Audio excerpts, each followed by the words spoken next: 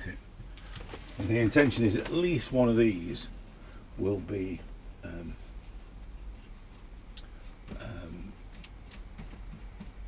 worthy of converting into a video. So yeah, we're recording. Yeah. I guess I'm going to do it in this orange. I tried it on the. You can see them. This is the same. I've got loads of these boards, so it's that one there. So I'm going to try it with that. It was quite a dense colour. So let's see. Let me just get an idea of roughly where it's going to land. I do these early start things all the time, and they get more and more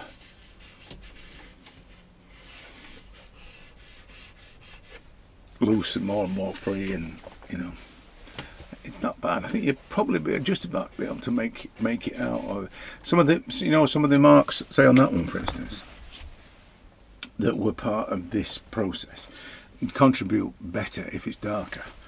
Whether or not with this it's going to have the same effect, I don't know. So we'll see. Like I say, the early starts really is just to figure out where everything is, and once I've kind of got an idea where everything is, then I can then find the I can sort of go into semi-anchor stage, finding the key points, and then quickly into the shapes, which is what you see me doing now. So I'm doing both at the same time, really. But if I'm slowing it down just to show people how to do it, then it would go into the anchors and then into the shapes, and then using tones to find, as I am doing now, using tones to find the shapes.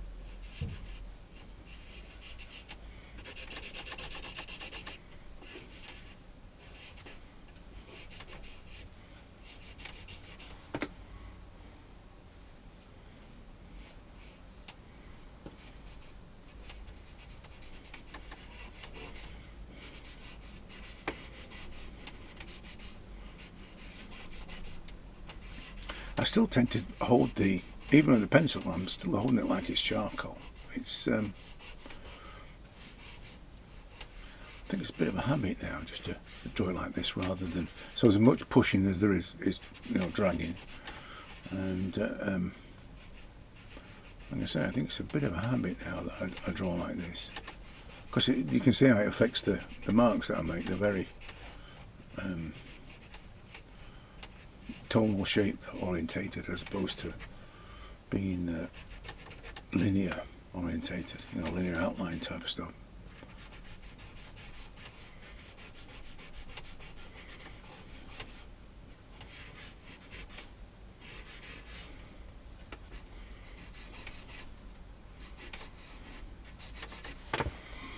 I'm not sure it's dark enough, but we'll see what happens when it gets a bit more. It's not often that happens. There's kind of a, yeah, you can hear it there, can't you? There's something in the pencil, not unlike what happens when I'm using charcoal. Yeah, it's got something in it.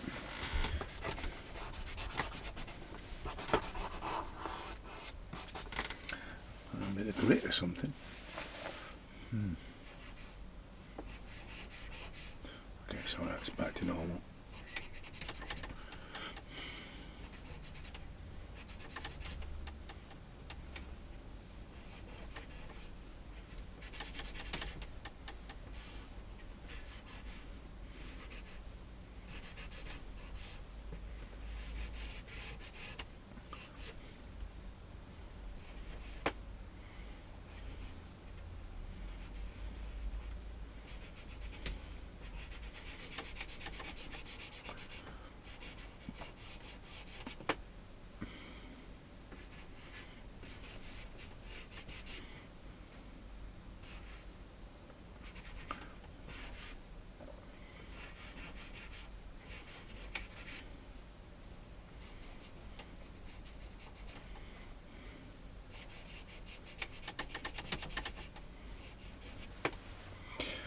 do it in two colours. if it doesn't, you know, if you can't quite see the detail of it, and then it might be my only recourse to bring in another colour just to give it a bit more definition.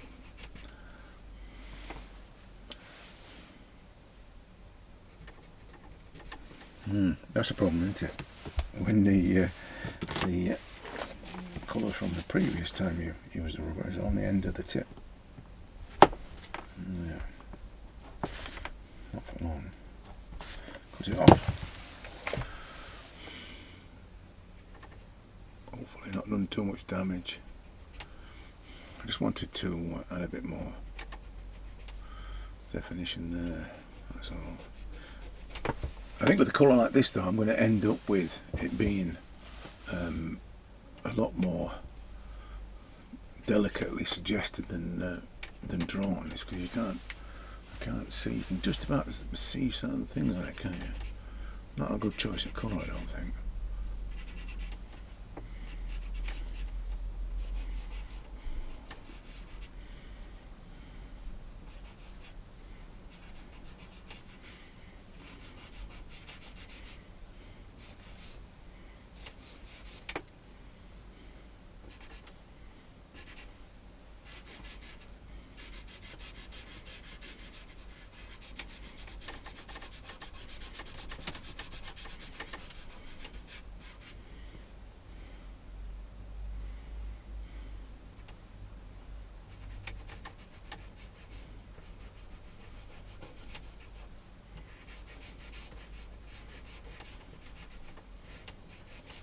I think the problem with the colour is it's too almost fluorescent. You know, you can see it's glowing. So it's not. It's difficult to read it because it's glowing.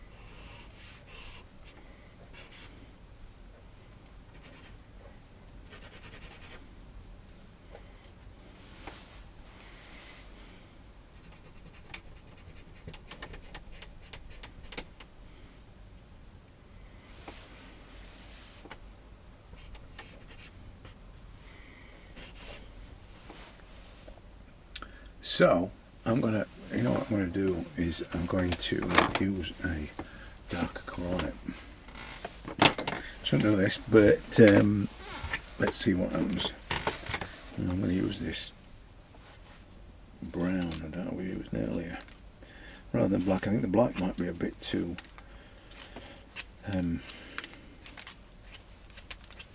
stark by comparison to this brown. This is the brown that I was using earlier, so you know, on the first one it's a bit more blood red kind of brown. Let's see what happens with that. You know what I should use? I should use the blue. I'm sure the blue might have created some kind of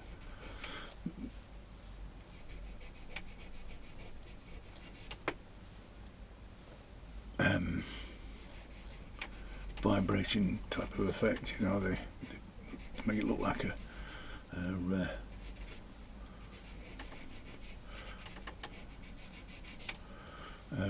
one of those 3D things. When I was doing the, you know, I did the things last week, the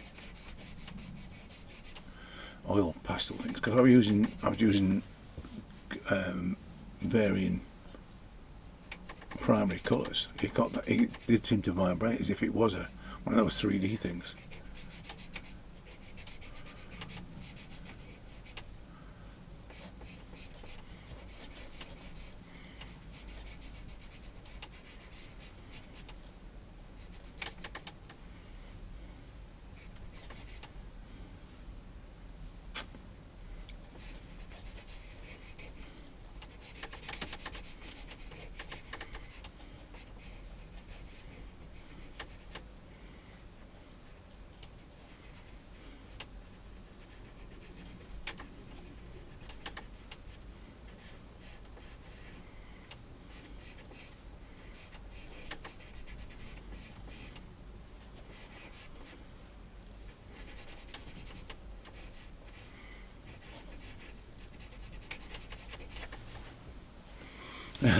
It's one of, you know, I was just thinking then, this is probably how people develop styles. You know, there's a lady that I see doing very detailed drawings, and she does them in, I think pencils. I've seen it in watercolour as well, but the graphite basically start with, and then she works on them with pencils. And you can see how, you know, you could easily develop a style. This is, from now on I'm going to start off with a bright day glow colour of some kind, and then draw over the top of it.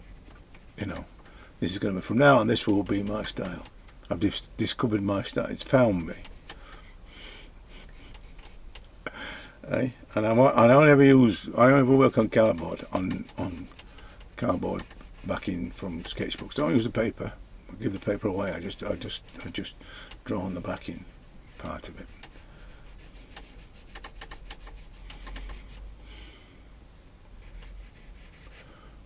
Yep, that's what's going to be my style from now on. I mean, and if I introduced a third colour, the blue, wow, that would be, wouldn't it? Eh? You know what I mean? That would really, because with the day glow blue, the day glow orange, it would be fabulous, fabulous. I think the what's interesting, I mean, you can see how it's sort of, it's just drawing into it, you know. But what's interesting is that it doesn't matter about the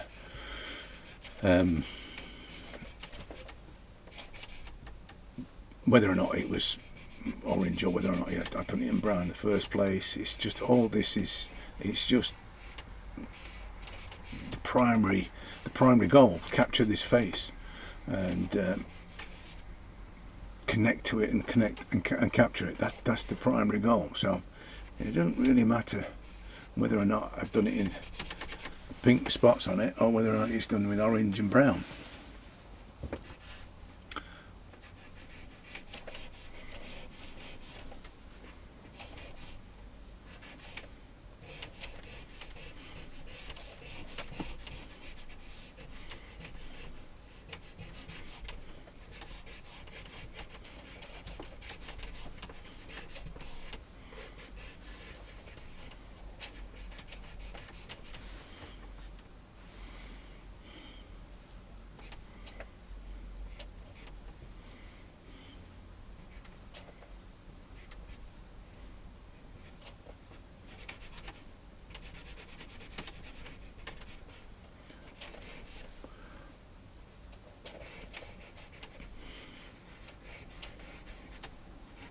The problem is that I think this board is a little bit smoother than the previous one, so it's not as as rough as the previous one. So it's difficult to make it do the darker areas, the darker bits. So whether or not it becomes super dark or whatever, it doesn't really matter, does it? Probably not going to do it.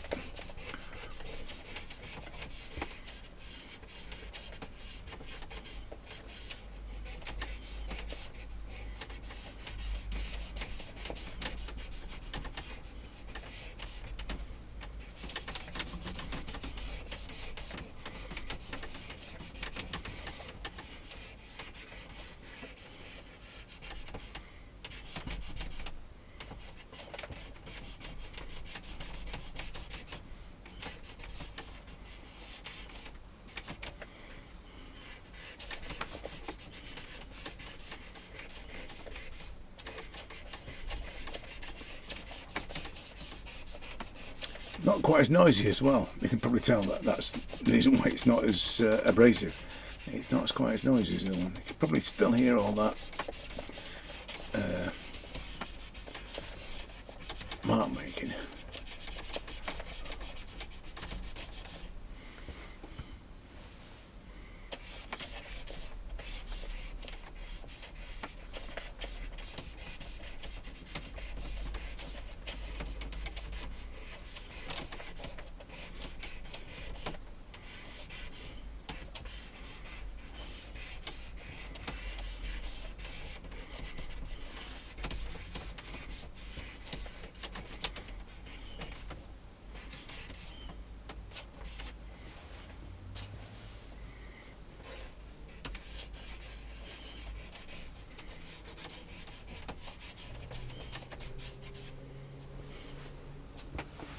Yeah,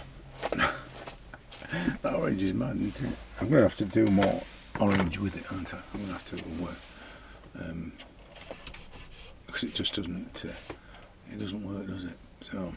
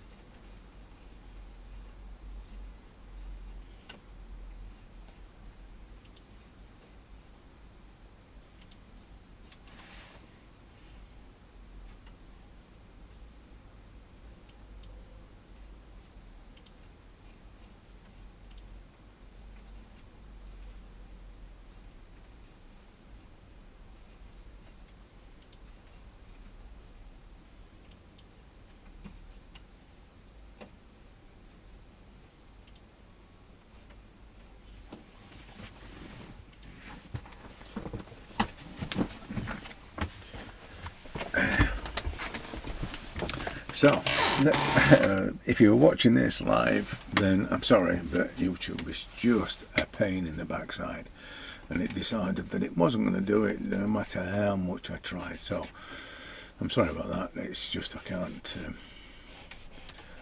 can't legislate for poor systems. Yeah, it's interesting, this combination thing.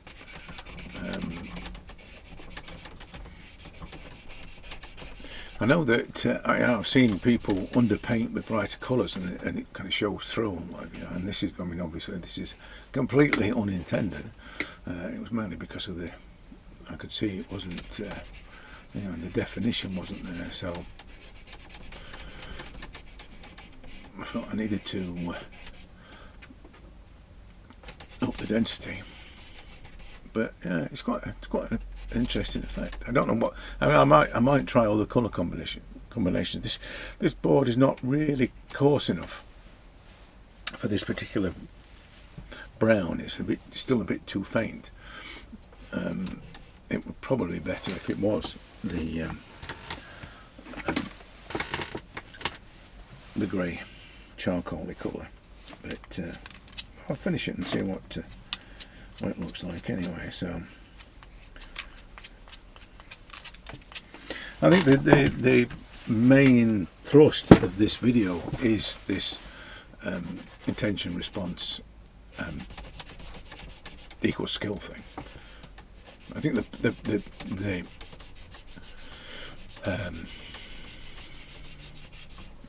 there's so much that people say about it being a skill-based thing, and you've got to learn these skills. And like this one this morning was talking about layering the skills, and I get that. I do. I think there is that happens, but it's not an intention. That's the problem I've got with it. If it's an intention that you acquire skills, then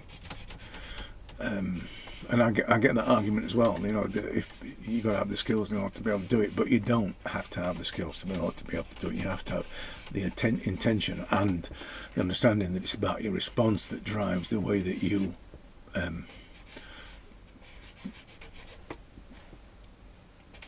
materialize your intention.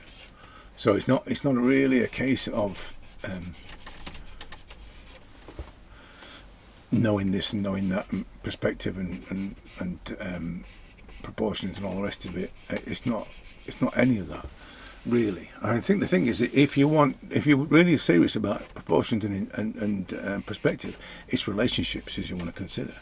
If you just want to look at trees down our street getting smaller and smaller, the relationship between those trees as they get smaller and smaller is what you're concentrating on, not knowing that it's perspective and you have to think of vanishing points and horizon lines. It's not that, because if it is about that, then you're not looking at what you're looking at. But as I said, that just happens. All that stuff happens if your response is to capture the life force of somebody. Then no amount of technical expertise is going to help you to do that. It's just going to help you to replicate their physog. That's all it's going to do, and that's not the primary goal of this. Well, it shouldn't be. It is for most people, just to capture a replication of a face. But for many people, it's more than that. And I'm in that sort of camp, that it's more than just replicating a face. Which I think is why I'm another reason why I'm quite flamboyant in my marks that I make. It's because I realise that they're not that important. There's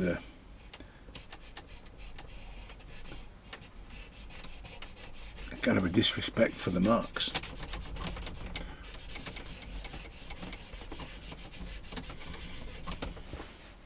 And the process of making marks, which is why I'm quite aggressive with the way that I make them, I think.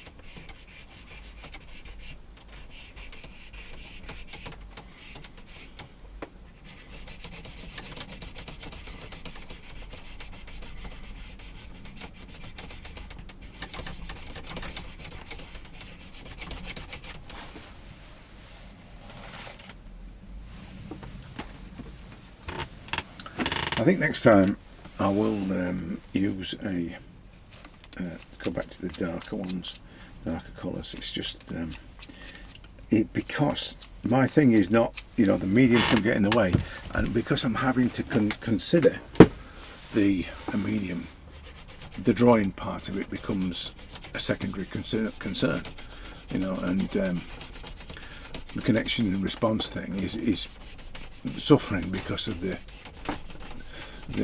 need to make it denser or more more solid or more darker or whatever, and that's not good. That's not good for me. I don't want to have to do that.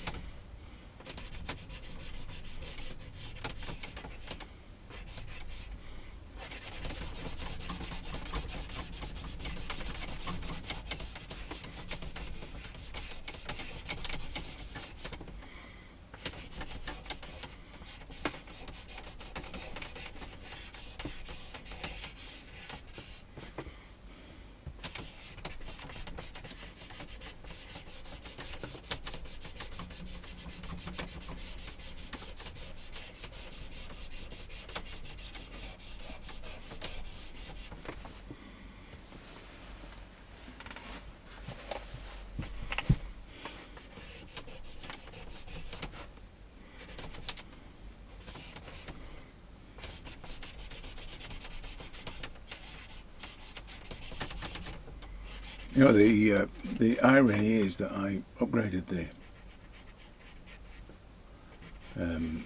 broadband to fibre, full fibre, and it's been worse ever since. So if they're saying that I haven't got you know, if YouTube's saying I've got an unstable connection, it's not because of the, you know, the connection that I've or it probably is, you know, the fibre that I've got is probably not very good, so it's probably that.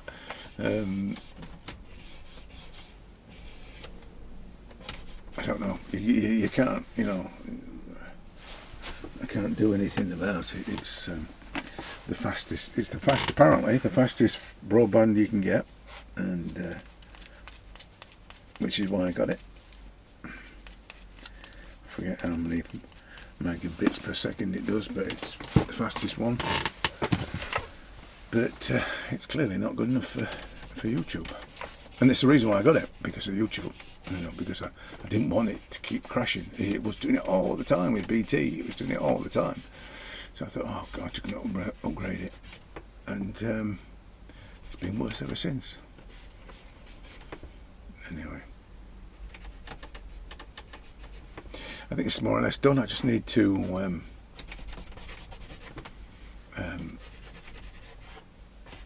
sort out because of the amount of pressure on the density I've tried to recreate here. You're obviously seeing a lot of the marks, and the marks that aren't in the right direction. I don't mind them not being in the right direction. It's just that in some instances they just need a little bit more flow. You know, it's not about trying to capture the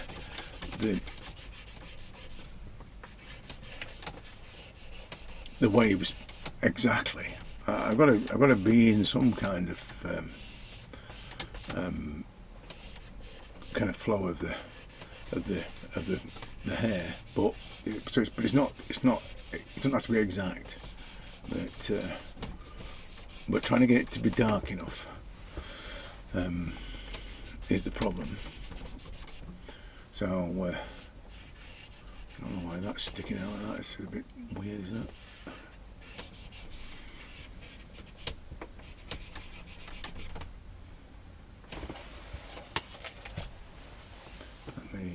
Just sort of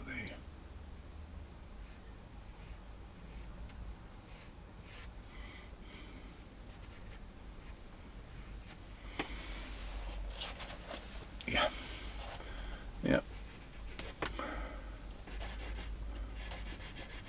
I'll just kill that as well a bit, so it's not as and then there's no highlights there, so get rid of that.